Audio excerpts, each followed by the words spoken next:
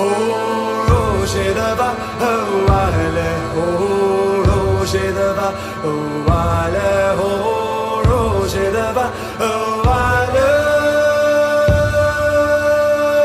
还没写好等头的。Hey everybody, welcome back to Monday Mailbox, where I, Guard, answer all of your questions that you might have for us. Today I'm joined by Freya, so that he can give his humble opinion on everything that we're going to talk about today. Hey guys, my name is Freya. I'm also a YouTuber and good friend of Guard. They made Yorm. Anyways, while you're typing your hate down below. Okay, so first question comes in. Do you think there would be two Woolen heroes this year? Do you want them, or do you want heroes from the main three factions? So, I think it'd be pretty fair to have two more Woolen heroes since they're actually the least popular faction as of right now in For Honor 2020. I don't really mind not having like new heroes for the main factions because Ubisoft's focus right now is kind of just to shift the meta to where everything should be balanced, and you know, it takes a lot of time, and adding new heroes doesn't really help change the balance. It just adds new properties, and you know, it shifts it to where lower tier heroes might be even lower, and higher tier heroes might be pushed back down to mid. Something like that. But yeah, I think it'd be a pretty fun idea to have two more Woolen heroes, and I think it'd be pretty fun and enjoyable. Fair. No, it's good points. Like when you add in like a bunch of heroes, kind of like when season 1 came out, or not season 1, year 1. Kind of like when year 1 came out, and you just had 6 heroes through the year. That's a lot. That's a lot to try to balance, and some of them weren't, and some of them were not strong, and some of them were too strong. You know, that kind of thing. Yeah. And it didn't fix like the core issues. Honestly, that's a pre-planned thing. They had the plan for those heroes before the game came out. They didn't know how it was going to work. We know better now. Having less heroes for that and focusing more on the balancing changes, like you mentioned, is definitely more important. On the other point, the Woolen have a phenomenal history of being incredibly balanced, or even a little too weak. There's only one Woolen that was ever considered overpowered, and he was. Zhang Jun was considered overpowered on his release because he was too safe and he had super huge punishes. Everyone else just kind of existed. Yeah, I agree with that. Also, I don't want to be like, I don't want to be like biased against the Knights or anything, but I am saying that every one of the Knights has been considered OP at some point, and they're the only faction to have that. I guess it's considered the same for every other faction, because, with every rework, people are gonna blatantly say if they can't adapt to the rework, the character's too strong or powerful. Yeah. They do that every season, like it happened with Warden and Valkyrie, Kensei and Conqueror, it's just the way of things, if people can't adapt, then, they'll complain about it, and then, the devs are under a lot of pressure and trying to balance heroes while appeasing to the community and whatever they feel like is necessary. Right. But that's just my say on it. That's a fair point. Next question comes in. Over the past years of For Honor, what was your favorite update/year? I'll go ahead and grab this one first. Of course, I love Highlander, but when he came out, I wasn't a huge fan of him. I didn't care for the Gladiator. I didn't care for Centurion or Shinobi or Shaman or Musha. None of them really, it was a little bit later than Highlander, really got to me that I liked him. But it's not my favorite season. My favorite was year 2 when the Marching Fire came out.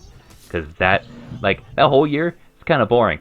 But when Marching Fire happened, that was the best thing to happen to For Honor for me. I love Chinese weapons. I love a new faction that came in. It was new style and completely new character. And the movesets were completely bonkers. What's an extended dodge? What is this about? What's cheese stance? Is that a trap? It was awesome. What about you, Freya? Well, this one's going to be a split question for me, because I'm going to answer it 2 different ways. Do it up. So, year overall, it would have to be the first year, because that's some of the most fun memories I had playing in year 1.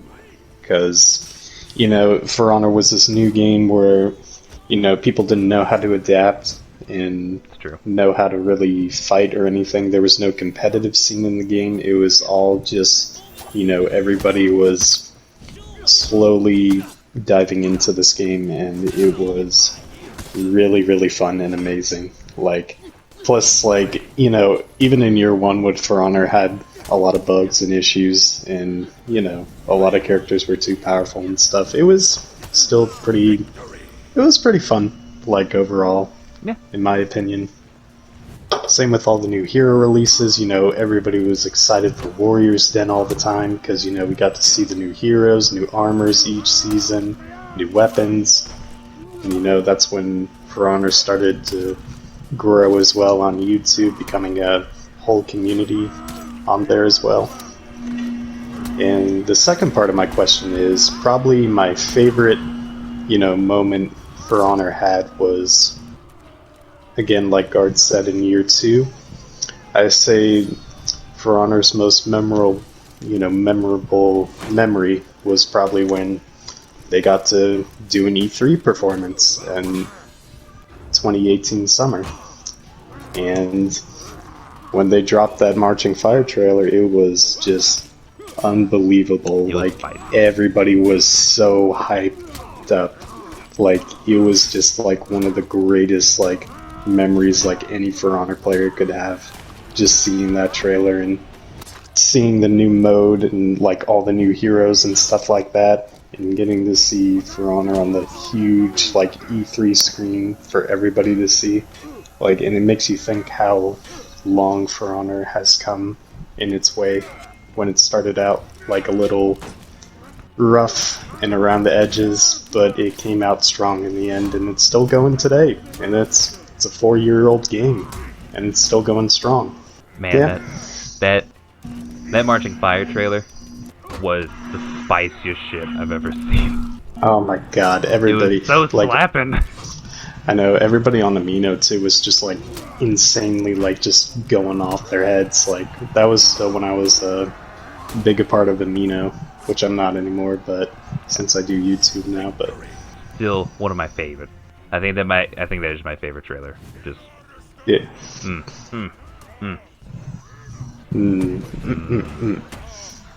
So, third question comes in. What's your favorite dessert? This isn't For Honor related, but I'll accept it because I do love talking about food. I like bread pudding. But when I'm not feeling that, I really love... My family makes very delicious pasteles, and it can be you can put guava in there, or guanabana, or mamey, pretty much any fruit you can think of, but those are all very tropical fruits. What about you?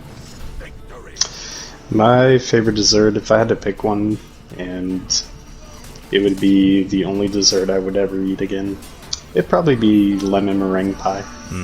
That is pretty good, though. Alright, so the final question comes in. I've seen people say that an Apollyon imposter will be the next hero. How do you feel about that? I think it's shenanigans, and I'm really tired of it. Not in a hostile way, even though I feel very hostile right now. But I don't think For Honor could have a second greatsword exactly like Highlander's and be able to justify it hitting differently or not as hard, or it moves a different way. I don't think they could do that. Second, I also don't think that an Apollyon imposter as a hero could hold up, because Apollion's a character, and she's very unique and lore specific, and as soon as you start giving people the ability to customize Apollyon, it is no longer Apollyon anymore. It's like being able to customize Scorpion in Mortal Kombat. It's not really Scorpion anymore, now is it? It's your own Scorpion. On a final point, I really as much as I love new content and new heroes, I don't think we need another Night Hero. We have so many Night Heroes, and like we mentioned earlier, I think it would be better served putting it in the Wu Lin to help balance out their faction. What do you think, Freya? My personal opinion, I don't think the imposter, or whatever it's mentioned as, is going to be a new hero. It just doesn't make any sense. people have this tendency in For Honor to, when they see something new or something that's, a little bit like different, because they always do that, the For Honor devs, they always like to tease stuff to us. They never really explain anything. It's always been just like tease after tease after tease.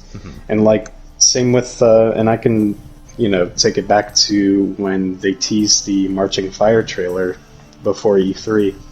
People immediately assumed that, oh, it was a Mongolian faction, or, oh, this is Pirates, and other stuff. The Pirates made me fucking lol. It's like, that's a Dao. I know. People, when they see something new, people will immediately jump to conclusions without, kind of speculating. And people, they just assume that the next two heroes were going to be knight heroes, because in the Apollyon events trailer, they showed what looks like a lawbringer with custom armor, and then somebody wearing custom BP armor / Apollyon armor, holding the Spyhender. Yeah. But I think they're just going to be, related to the season as story characters and not really going to be playable heroes in any sort of way or fashion.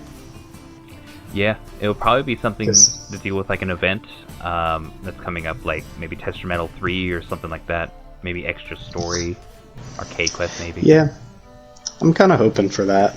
But again, my opinion, and it still stands, is the two characters that we've seen in the Apollyon event trailer, they are not new heroes by any means. Like, you can't just like have a hero where it's like wearing different armor sets from different heroes and slap it and call it a hero. It's not anything unique. It's just something custom made, either related to For Honor, it's the season of For Honor itself, or what the event is dealing with and how it's being dealt with. You also, when you load up right now and you look at the Season of Tyranny and you look at the cover art, of course you see the Apollyon Imposter with the Spyhender, the Greatsword. You also see in the background, you see totally unseen, heroes, quote-unquote, minion soldiers, who have, like, halberds, and that guy's got, like, a more realistic-looking poleaxe, and that guy's got a spear, and none of those things really exist in For Honor at the moment. Not in that iteration. So I think it's more just for artistic value. Yeah.